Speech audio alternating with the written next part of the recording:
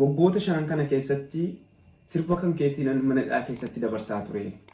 Garuu ba'ee sin arganne badiin kan kee maalinni? Amma Itoophiyaa eenyu akka bulchaa jiru beektaa? Mbeko deine Musik jeden Tag.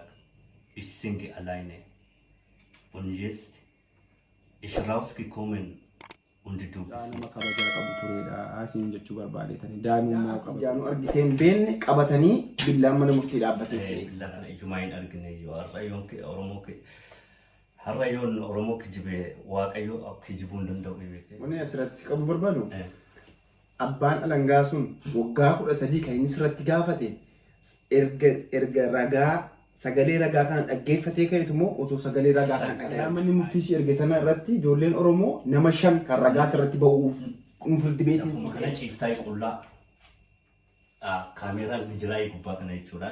Qaama kan yoo hamaama irratti akkasuma yoo shintibeeta fayyadamtu ragaa waan akkam akkamii sitti ragaan ijoollee keessaa ijoollee Oromooti jetteetta warra wajjin jiraatan 5 mana hidhaattis darbachuu hin danda'u akka kiyya akkasumatti nyaata fudhadhaay akkasuma jedheetiin rafaay wanti kun mana hidhaa guutuu mana hidhaa hin gubne ati kanuma kan kee gubdee naan jedhee mana malee addunyaa kanarra kan hin dogoggorre hin jiru akka callatee seenaa kana dhaggeeffattan viidiyoo kana argitan hundumti keessanuu sheer gochuudhaanii akka nu bira dhaabbattanuu abdii guutuu isinirraa qabna. 8 irraa kaaftee hanga 2019 mana hidhaa keessa mana hidhaa jiraachuun bunkaa jiru bunkaa gaadha beekte marfee isaan achi keessatti uummata waraanaa jiran kun jechuudha. Orgaa gara guyyaa 10 harkee luki kiyyaa hidhameeti ture.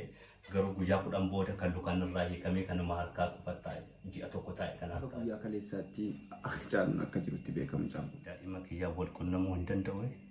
Sadii fi ji'a 9 murtaa'e silaa ilmaayyuu waggaa